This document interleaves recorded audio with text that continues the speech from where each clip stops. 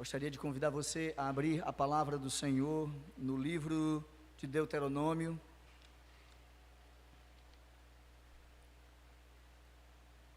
Deuteronômio, capítulo de número 3. Nós vamos ler a partir do versículo 23 até o versículo 29, encerrando assim o capítulo 3 da nossa exposição de Deuteronômio. Deuteronômio, capítulo 3. A partir do versículo 23, nós leremos até o final do capítulo, versículo 29.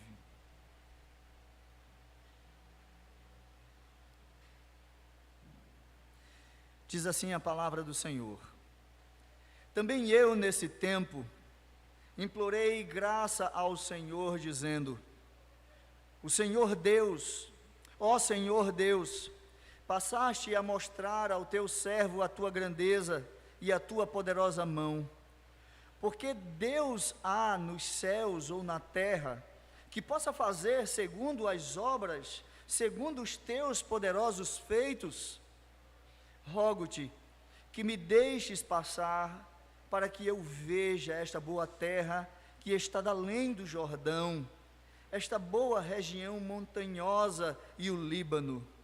Porém, o Senhor indignou-se muito contra mim por vossa causa, e não me ouviu. Antes me disse: basta, não me fales mais nisto. Sobe ao cimo de Pisga, levanta os olhos para o ocidente, e para o norte, e para o sul, e para o oriente, e contempla com os próprios olhos, porque não passarás este Jordão. Dá ordens a Josué, e anima-o, e fortalece-o, porque ele passará diante deste povo, e o fará possuir a terra, que tu apenas verás. Assim, ficamos no vale defronte de Bet-peor. Vamos ter mais uma palavra de oração nesse momento. Senhor, nosso Deus e Pai, nós te rendemos graças nesse momento e pedimos ao Senhor que a tua palavra encontre morada em nosso coração, que nós tenhamos sabedoria, ó Deus, para guardar a tua palavra, ouvi-la de bom grado e aplicá-la em nossa vida, para que venhamos dar frutos por meio dela, Senhor. Nós pedimos que ela seja transformadora e que ela esteja também agora nos meus lábios para falar à tua igreja. É isso que nós te pedimos, Senhor, em nome do teu Filho Jesus. Amém. Não. Essa interjeição de negação delimita uma série de coisas. Não é uma palavra que eu ouvi muito na minha vida. Não é uma palavra que nossos filhos escutam muito todos os dias. E não talvez seja uma palavra que esteja no nosso vocabulário diário e nós estejamos acostumados a ouvi-la. O não coloca geralmente um ponto final nas coisas. E todos nós, se não no momento presente, mas em algum momento da nossa vida, já recebemos um não como resposta. Embora nós não sejamos muito dado ao não, a recebê-lo com alegria e com satisfação, o não faz parte da vida. E quando nós ouvimos o não, geralmente nós tomamos algumas atitudes que não são também comuns. Nós reagimos de diferentes maneiras quando recebemos alguns não na vida.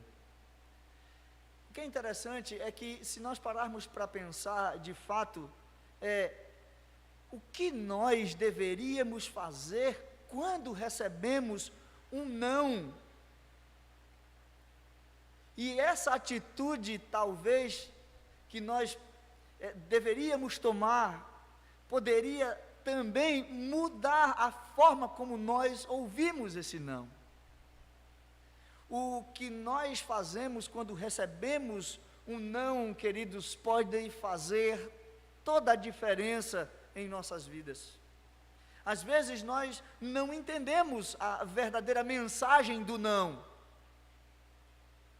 Porém, esses momentos são importantes. Eles precisam ser vividos. Eles precisam ser entendidos para o nosso próprio bem. Na semana passada, nós estudamos um tema interessante. Nós falamos sobre as primeiras batalhas de muitas que nós enfrentaremos. E nós falamos naquele momento que quando essas batalhas acontecessem, elas apresentariam para nós algumas coisas que nós precisávamos guardar. Elas nos apresentariam circunstâncias que nós precisaríamos entender. E a primeira delas foi que quando é hora de lutar, é chegada, nós não podemos titubear. Depois, que quando Deus manda nós agirmos, tomarmos posse das vitórias que Ele nos prometeu, nós devemos fazê-lo para a glória do seu próprio nome. E depois, nós aprendemos que há um momento de alegria, quando nós vemos, depois de conquistada a vitória, aquilo que o Senhor nos dá sendo repartido entre nós e os nossos irmãos. Hoje o texto faz um registro, não de um momento de vitória do povo, porque o povo tinha acabado de conquistar uma grande vitória, ou melhor, duas grandes vitórias em duas grandes batalhas enfrentadas contra dois grandes reis. No texto lido, Moisés registrou inclusive um momento importantíssimo de sua vida, e nesse texto nós vamos perceber que Deus está sendo o Senhor da vida de Moisés, e está lhe dizendo um belo não como resposta. Interessante é que a resposta e as ordens do Senhor dadas a Moisés aqui, teve um impacto não apenas na vida de Moisés, mas em todo o povo de Israel na conquista da terra prometida. E às vezes nós não compreendemos o não do Senhor, dado para Moisés, em diversos momentos, em que ele diz que Moisés não passaria o Jordão para entrar na terra que ele havia prometido aos filhos de Israel. Como disse, o povo estava saindo de uma batalha, e certamente Moisés estava entusiasmado com a vitória que o Senhor havia dado ao povo. Moisés aproveitou aquele momento e dirigiu as suas palavras ao Senhor na tentativa de obter o favor dele, de poder entrar na terra junto com o povo, mas o Senhor já havia dito a ele que ele não entraria.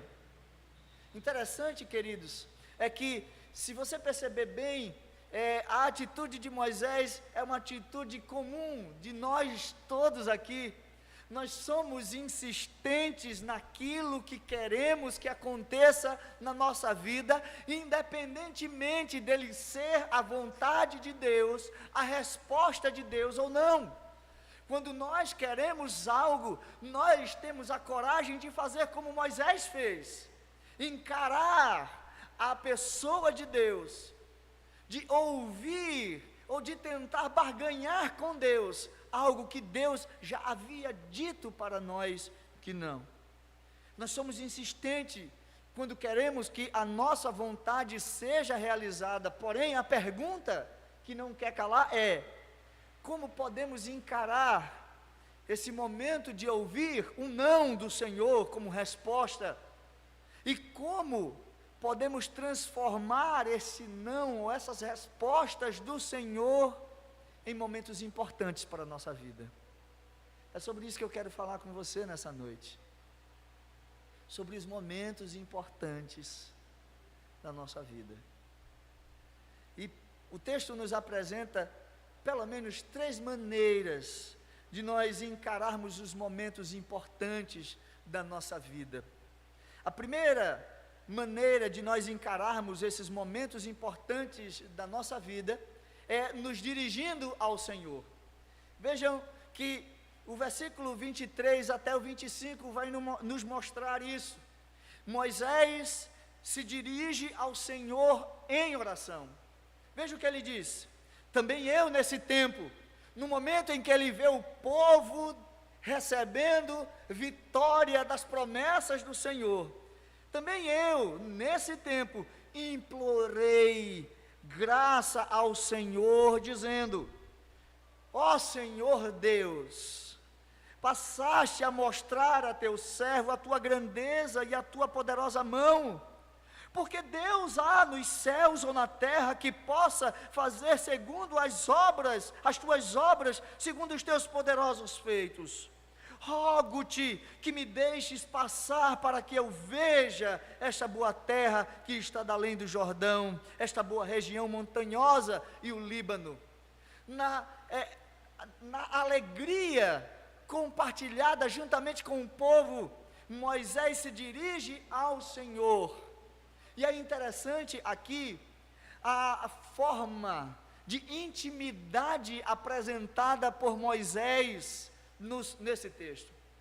Quando nós lemos, ele passa desapercebido, né? Esse termo no versículo 24, por favor veja comigo, quando ele diz: ó Senhor Deus, esse termo aqui, na nossa língua portuguesa, embora esteja com uma exclamação nele, para chamar a nossa atenção, ele não, na nossa língua, ele não traz o teor que traz no original hebraico. Essa palavra, inclusive, essa expressão, inclusive, ela só é vista 2 vezes no livro de Deuteronômio. Ele mostra para nós aqui uma expressão que nós conhecemos. Se você for pegar o hebraico, está lá escrito assim: Adonai Yavé, né? Que é como se ele estivesse dizendo o nome do Senhor Deus. Ele está falando Deus, Deus, de uma forma íntima, que apenas Moisés utiliza 2 vezes. Uma está aqui nesse texto, e outra está lá no capítulo 9, se você tiver curiosidade, no versículo de número 26, se não me falha a memória. Só para nós observarmos, uma está aqui no capítulo, nesse capítulo, e outra está lá no capítulo 9, no versículo 26. Veja lá comigo o versículo 26, o que é que Moisés está falando, também em oração ao Senhor. Veja o que ele diz: prostrei-me, pois, perante o Senhor, e 40 dias e 40 noites estive prostrado, porquanto o Senhor dissera que vos queria destruir. 26. Orei ao Senhor dizendo: ó Senhor Deus, não destruas o teu povo e a tua herança. Apenas nesses 2 momentos, essa expressão Adonai Yavé, essa intimidade é dita por Moisés no texto. O texto está dizendo que nesse momento de intimidade com Deus, nesse momento de oração com Deus, e que geralmente a gente usa outra expressão, né, como a presidente da SAF gosta de dizer quando está orando, né, paizinho. Nesse momento de intimidade com o Senhor, Moisés implorou a Deus. Veja o que ele diz no versículo 23. Nesse tempo, implorei graça ao Senhor, dizendo. Esse verbo implorar aqui, irmãos, é um verbo extremamente forte no hebraico, que retrata um pedido de solene compassividade de Deus. Era isso que Moisés queria naquele momento. Moisés sabia que dirigir-se ao Senhor poderia ser a melhor coisa que ele poderia fazer naquele momento. E daí Moisés, na euforia da conquista, da vitória do povo, implorou a Deus, exaltando os seus grandiosos feitos, ao ponto dele fazer uma pergunta retórica, né? Quem há nos céus, quem existe, Senhor, que possa fazer segundo as tuas obras? Quem? Essa pergunta é uma pergunta retórica que Moisés está fazendo. A resposta já está implícita: nenhum outro. Não existe ninguém igual ao Senhor. ninguém pode fazer o que o Senhor faz. Ninguém pode igualar aos feitos do Senhor. Moisés começa exaltando a pessoa de Deus. Tu mostraste a tua grandeza, a tua poderosa mão. Sua oração, além de uma oração que retrata humildade, entendendo o seu papel de servo, a oração, embora retrate aqui uma exaltação a Deus, ela também mostra a intenção no coração de Moisés. Depois dele falar que não existe Deus como o Senhor, a sua oração culmina num rogo a Deus, um pedido de reconsideração do Senhor, para que o Senhor o deixasse passar para ver a boa terra que estava além do Jordão. Há um floreio aqui, e embora eu não possa dizer que Moisés, e nem me atreveria a dizer que Moisés tinha uma segunda intenção no coração, mas isso fica muito nítido quando nós vemos que no final da sua oração, nesse versículo 25, ele diz: rogo-te que me deixes passar, rogo-te que me deixe entrar na terra. Queridos, quantas de nossas orações são assim? Quantas de nossas orações são pedidos para que Deus reconsidere a sua ordem para nós? Vocês já pararam para pensar nisso? Que muitas vezes nós tentamos barganhar com Deus algo que Deus já disse não.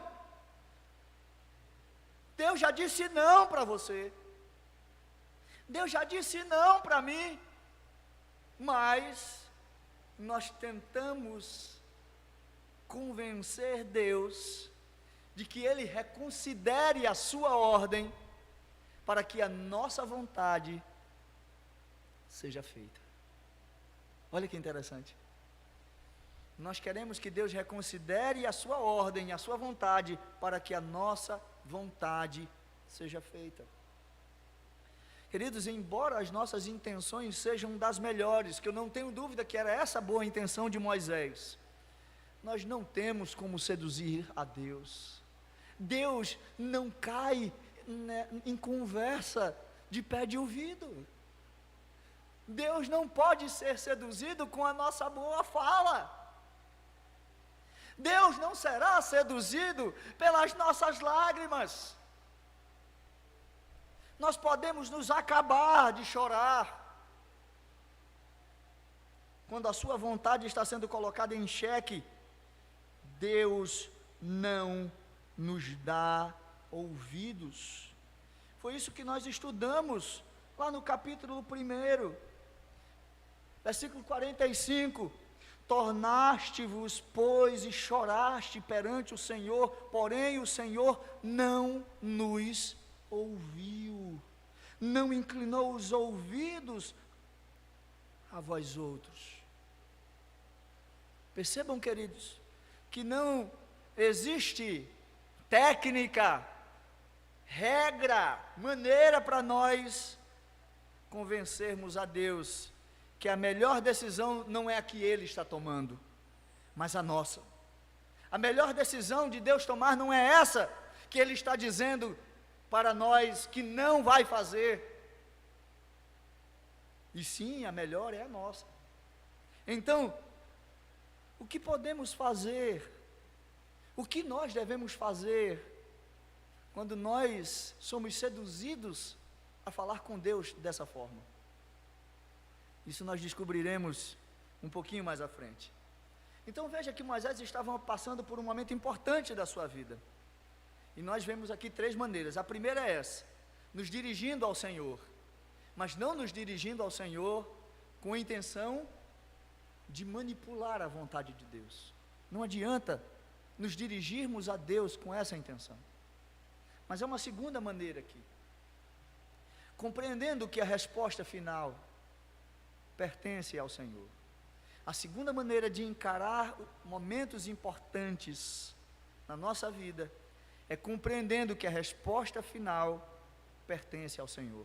Veja o que diz o versículo 26. Porém o Senhor indignou-se muito contra mim, por vossa causa, e não me ouviu.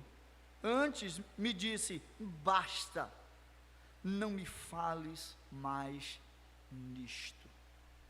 Aqui nesse versículo vemos a reação de Deus diante do pedido de Moisés. O texto nos diz que Deus indignou-se muito contra Moisés. Então vamos analisar agora aqui a história de Moisés, rapidamente e em poucas palavras. Moisés era um príncipe do Egito. Não, vamos começar do zero, né? Moisés era um filho de judeus, de hebreus, que foi salvo pela princesa do Egito, retirado das águas, levado para o palácio, educado em meio aos demais da corte, um homem culto, inteligente, um homem preparado para ser príncipe do Egito também. Um homem que de repente entende, compreende quem é de fato o seu povo e decide defender o seu povo que agora era escravo na terra do Egito. E aí mata um homem para defender ele daquele algoz que estava contra ele. Seus próprios irmãos se levantam contra ele, ele percebe o mal que cometera, foge para o deserto e passa 40 anos lá no deserto. Deus preparando esse homem para de repente o Senhor falar com ele no meio de uma sarça e dizer que ele vai tirar aquele povo que passou 400 anos lá como escravo do Egito. Moisés apresenta-se a Faraó por várias vezes, mostrando o poder de Deus. Deus liberta o povo, e esse povo passa 40 anos vendo o poder desse Deus no meio do deserto, através da vida de Moisés. Moisés, um homem que desce do monte com o rosto iluminado. A relação de Moisés era tão grande com Deus que o povo nem conseguia olhar para Moisés, porque o rosto dele vinha iluminado, brilhava.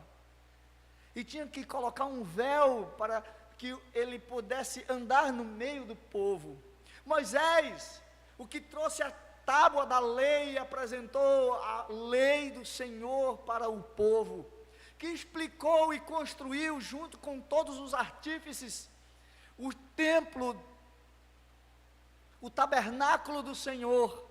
Moisés, o homem que guiou o povo, que atravessou o Mar Vermelho a pé enxuto, está diante do Senhor agora, e Deus olhando para ele, e Deus falando para ele, indignado. Deus agora fala: indignou-se muito contra mim. O texto nos diz que essa indignação tinha uma razão, e ela está lá no capítulo 1, versículo 37. Irmãos, por favor, se vocês não se incomodarem, tem como desligar esse ventilador? Está acabando aqui com a minha voz, por favor. Toda vez que o vento vira aqui, aí eu engulo meio quilo de vento e daqui a pouco eu não vou ter mais voz para falar. Então, veja o que diz o versículo 37. Também contra mim se indignou o Senhor por causa de vós, é o que diz o texto. Deus se indignou contra Moisés por causa de quem? Por causa do povo, lá em Cádiz Barneia, que levantou-se de uma maneira incrédula contra o Senhor, contra a promessa de que Deus daria aquela terra para eles. E veja o que Deus diz aqui: também tu, lá naquela terra que eu prometi, não entrarás. O Senhor deu um castigo sobre o povo, os rebeldes, e esse castigo acabou sobrando para Moisés também. Nenhum homem daquela geração iria herdar a terra, é o que o texto diz, e Moisés estava nesse grupo, a não ser Josué e Calebe, que não era daquela geração, era uma geração que aparece no deserto, logo depois da saída da terra. Agora, veja por que Josué e Calebe herdam a terra. Veja o que é que diz o texto, lá no versículo 37, continuando: Josué, filho de Nun, que está diante de ti, ele ali entrará. Anima-o, porque ele fará que Israel receba a terra por herança. Mas olha um pouquinho, versículo 36, salvo Calebe, filho de Jefoné, ele haverá, e a terra que pisou, darei a ele e a seus filhos, porquanto perseverou em seguir ao Senhor. Veja que o Senhor apresenta a razão pela qual Josué e Calebe entram na terra prometida. Mesmo participando daquela geração, Josué e Calebe entram na terra, porque perseveraram em caminhar com o Senhor. Isso, irmão, nos indica que a herança da terra prometida é algo conquistado pela vontade permissiva de Deus, com a condição de perseverarmos e seguirmos o Senhor. Tem uma condicional aí no meio: perseverança em seguir ao Senhor. Ora, nós abrimos a boca para dizer que somos eleitos, predestinados à terra prometida, mas nós não podemos andar como se não tivéssemos aquele que não nos elegeu, não é verdade? Como podemos dizer que pertenceremos a Jerusalém celestial, a terra prometida, se o Deus que nos prometeu essa terra disse como nós deveríamos andar e nós não andamos? Como pode? Perseverar em andar com o Senhor é o preceito básico, é o princípio básico para isso. Embora nós nós saibamos que somos falhos, que somos pecadores, por isso que Deus estabeleceu para nós um mediador. E nós sabemos que jamais teremos 100% de dedicação e perseverança ao Senhor. Por isso, precisamos de Jesus, o autor e o consumador da nossa fé. Nós precisamos de Jesus, porque sem Ele, as nossas obras de justiça são trapos de imundícia diante do nosso Deus. Sem Jesus, nada do que fazemos tem sentido. A esperança de Israel era o Senhor, era com o Senhor que eles entrariam na terra. Por isso que a resposta de Deus para Moisés foi: basta, não me fales mais nisso. Por isso que Deus se indignou contra Moisés, porque o papel de Moisés naquela hora não era pensar em si para entrar na terra, mas em exercer o seu papel de mediador para conduzir o povo a herdar a terra prometida. Isso significava obedecer à ordem de Deus. Meus queridos, não é só vocês não, eu também tenho muita dificuldade de receber um não. Quem de nós gostamos de receber um não? Você gosta de receber não? Você gosta, meu querido, de receber um não? Alguém aqui gosta de receber um não como resposta? Mas nós vamos naquela expectativa, né? Um não nós já temos, então vamos tentar. Receber um não dá animação a ninguém. Imagine recebermos um não do Senhor, ainda mais por algo que Ele já havia nos dito que não nos daria. Percebe, irmãos, que às vezes nós somos petulantes. Às vezes agimos como pessoas petulantes, porque queremos fazer as pessoas se comoverem com o nosso discurso. Mas isso não funciona com Deus. Não funcionou aqui e não funcionará com ninguém. Esse tipo de atitude apenas provoca a ira de Deus. Esse tipo de atitude mostra que Deus não é menino e nem moleque para tratarmos Ele da maneira que nós achamos. Nós não podemos viver do jeito que nós queremos e acharmos que Deus vai nos tratar como camaradas. Porque Deus não faz assim. Olhe para Deus, tente agora pensar. Deus é santo. Deus não mente. A palavra dele é perfeita e não volta atrás. É assim que nós olhamos para Deus. Então devemos ter cuidado quando nós falamos a Ele. A palavra de Deus sempre é a palavra final à nossa vida. A palavra final sempre vai pertencer ao Senhor. Olhe para Jesus. Olhe a oração de Jesus. No monte, sabendo que ia enfrentar a cruz, ele ora ao Pai dizendo: Pai, se possível for, passa de mim esse cálice sem que eu o beba. Mas ele já sabia qual era a vontade do Pai, e qual é que ele diz? Todavia, seja feita a tua vontade. Queridos, nós temos maneiras de encararmos os momentos importantes. Uma delas é dirigindo-nos ao Senhor. Outra é compreendendo que a palavra final dos momentos importantes da nossa vida pertence ao Senhor. Existe uma terceira maneira de nós encararmos os momentos importantes da nossa vida, obedecendo a ordem que o Senhor nos dá. Veja isso nos versículos 27 a 29. Nessa última sessão aqui, nós vemos que Deus mostra para Moisés que ele precisava se concentrar na sua missão. Ele deveria conduzir o povo até a terra prometida. Porém, ele não passaria o Jordão. Seu papel agora era um papel de mestre. Até então Moisés estava conduzindo o povo, estava ensinando o povo. Até então Moisés estava sendo o mediador do povo. Agora Moisés vira o mestre para Josué. Como nós lemos lá no capítulo 1, versículo 38, Deus mandou Moisés animá-lo. E aqui no versículo do nosso texto, no versículo 28, ele não dá apenas ordem para Moisés animá-lo, mas diz para Moisés fortalecê-lo.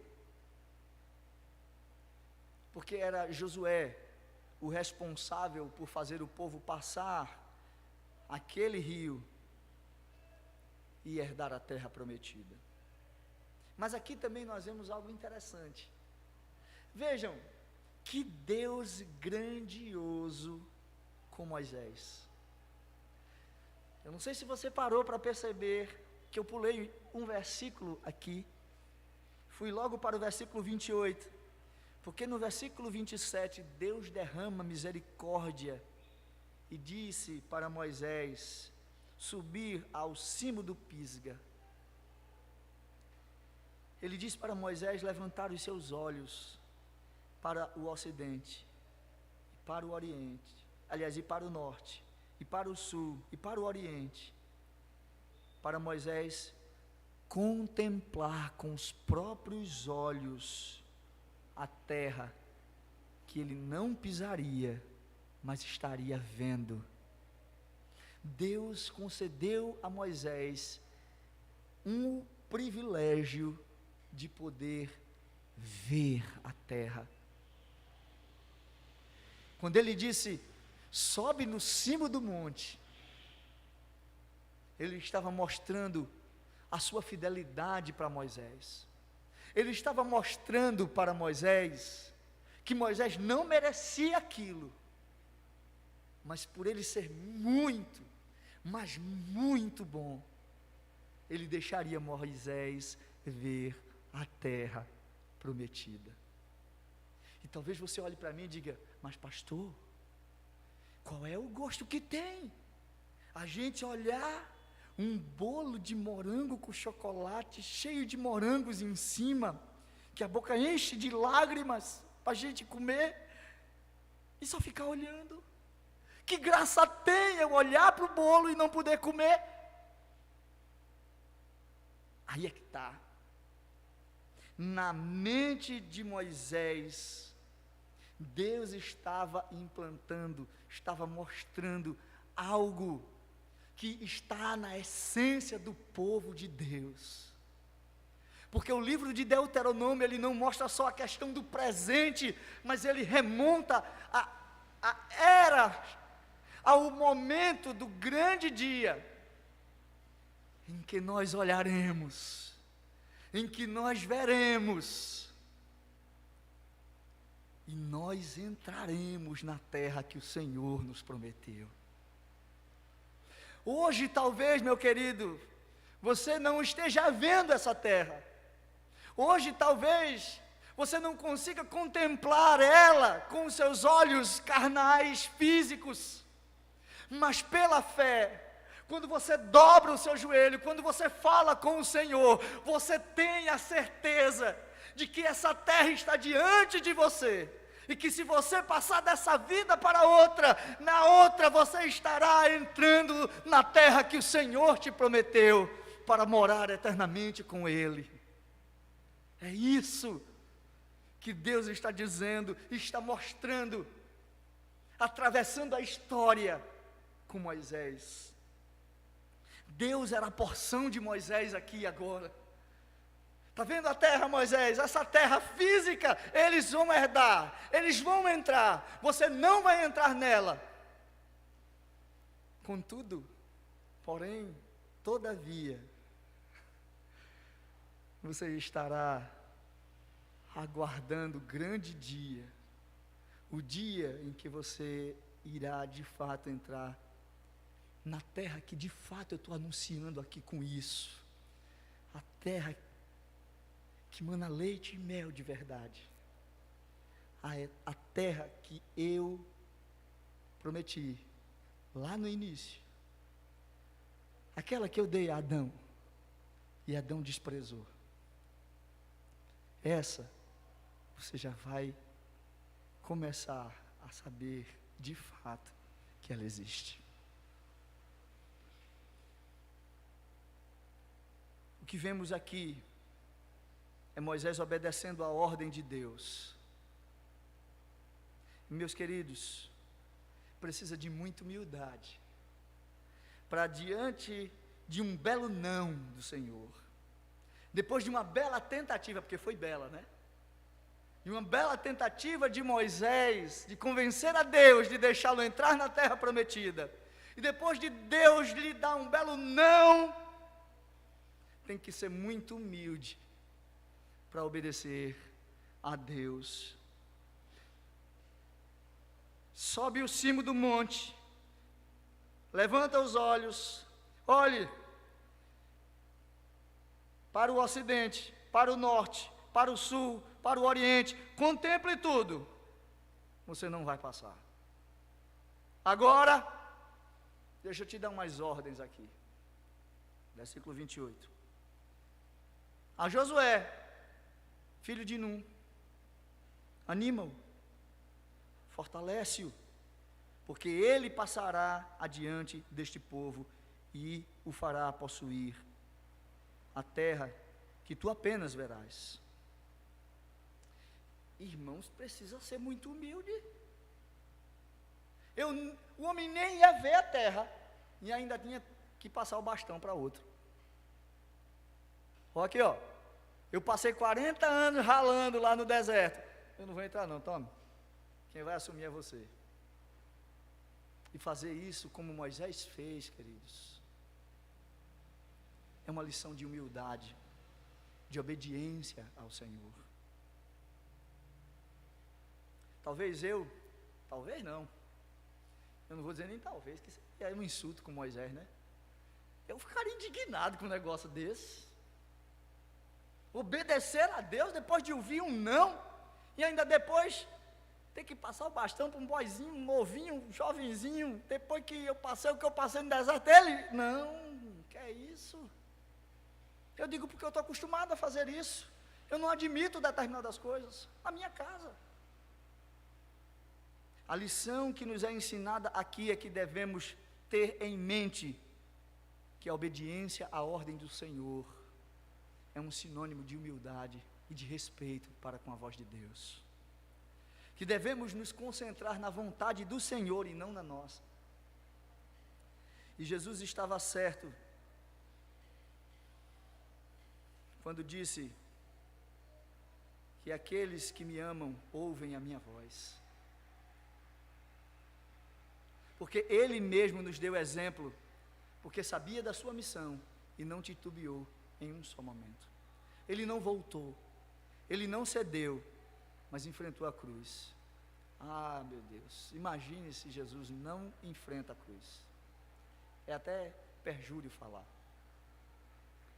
O apóstolo Paulo morreu dando a vida para que as pessoas tivessem o privilégio de ouvir o Evangelho e assim elas pudessem herdar a terra prometida. Era esse o papel de Moisés, passar adiante aquilo que ele recebeu para que outros herdassem a terra. Paulo combateu o bom combate, acabou a carreira e guardou a fé nas mãos do autor da fé.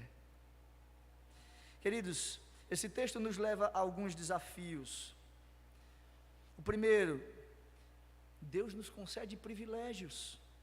Nós podemos nos achegar a Ele. Nós temos acesso à presença do Senhor para suplicarmos a sua graça, assim como Moisés o fez. Porém, as nossas súplicas nunca devem ir de encontro à vontade soberana do nosso Senhor. Não perca seu tempo pedindo aquilo que Deus já disse que não ia te dar, meu irmão. Esse tipo de clamor pode provocar a ira de Deus. E horrenda coisa é cair nas mãos de um Deus irado. Orar pela realização da vontade de Deus é o nosso desafio dessa noite. Jesus disse: a minha comida e a minha bebida é fazer a vontade daquele que me enviou. É assim que nós devemos orar, irmãos. Embora seja difícil, mas é assim que nós devemos orar. No Getsemane, Jesus mostra o que é orar fazendo a vontade de Deus. E Ele nos ensina isso na oração dominical. Pai nosso que estás nos céus, santificado seja o teu nome, seja feita a tua vontade. Onde? Assim na terra, como nos céus. Em todos os lugares a vontade do Senhor é soberana. Segundo, às vezes nós recebemos o não de Deus e nós precisamos de equilíbrio emocional para podermos encarar um não do Senhor, né?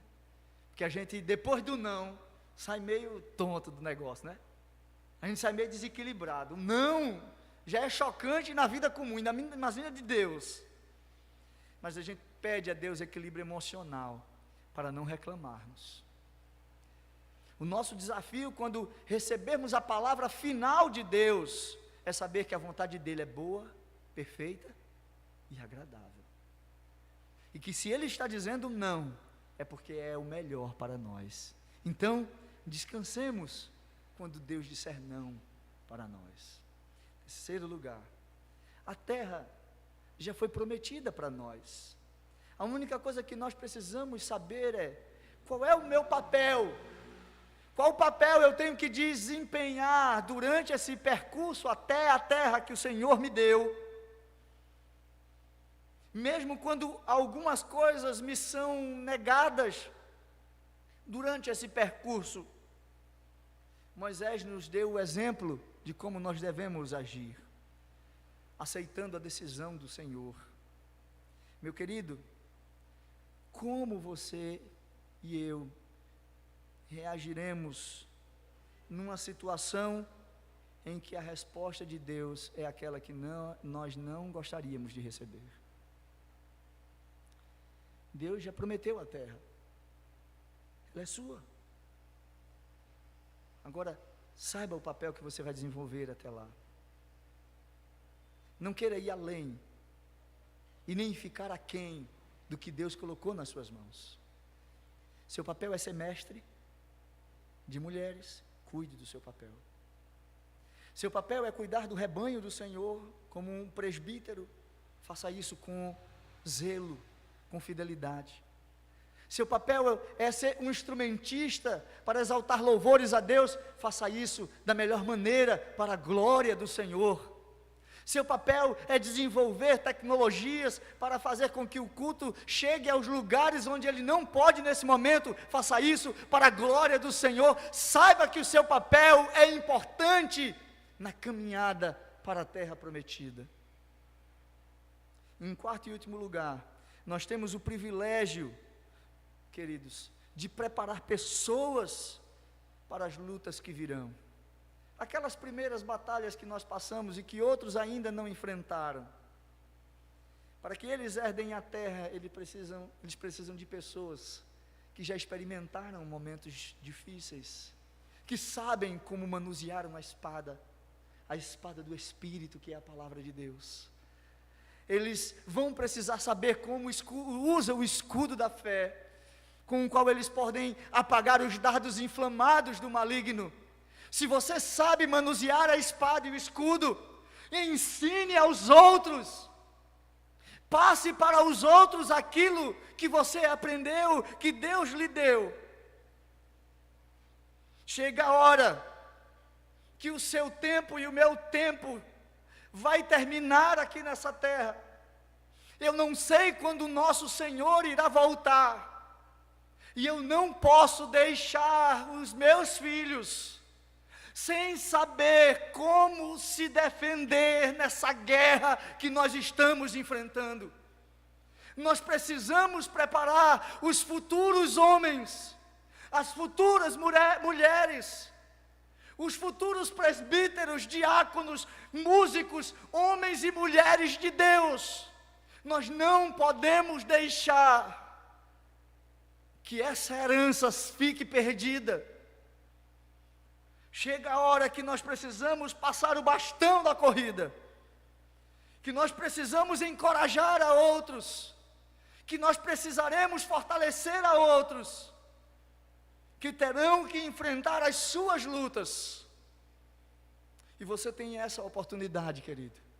Está nas suas mãos, está nas mãos de vocês e nas minhas agora, a de encorajar o seu filho, a de encorajar o seu vizinho, seu amigo, seu irmão em Cristo. Anime-o, fortaleça-o. Jesus deixou esse exemplo para nós, quando orava pelos seus discípulos e dizia para Deus: Pai, santifica-os na verdade, a tua palavra é a verdade. Jesus fez isso pelos seus discípulos, e nós devemos fazer isso pelos nossos irmãos. Nós temos um desafio grande, quando os momentos da nossa vida acontecerem, nós podemos transformá-los em momentos importantes. Creio que Moisés registrou isso aqui, porque esse momento foi importante na sua vida, porque ele aprendeu como dirigir suas palavras ao Senhor. Ele aprendeu que a resposta final é sempre a do Senhor. E ele aprendeu que obedecer à ordem de Deus é a melhor atitude que um servo pode realizar. Que Deus nos abençoe, meus irmãos, e nos fortaleça para a sua glória. Amém. Vamos orar mais uma vez? Pai, nós te agradecemos pela tua palavra, que nos ensina como nós devemos nos portar, como nós devemos conduzir a nossa vida diante do Senhor. Ensina a tornar os momentos de nossa vida momentos importantes, para aprendermos do Senhor, para crescermos e para ajudar outros a crescerem. Nos fortalece, ó Pai, e nos ajude para que nessa caminhada até a terra prometida estejamos debaixo da Tua vontade. Essa é a nossa oração, em nome de Jesus Cristo. Amém. Meus irmãos, vamos ficar de pé e receber a bênção do Senhor. Recebei a bênção todos, irmãos. E vós que antes não erais povo, mas agora sois povo de Deus. Que antes não tinhas alcançado misericórdia, mas agora alcançastes misericórdia. Que o Senhor vos abençoe e vos guarde. Que o Senhor faça resplandecer o seu rosto sobre vós e tenha misericórdia de vós. Que o Senhor sobre vós levante o rosto e vos dê a paz, hoje e para todos sempre, meus irmãos.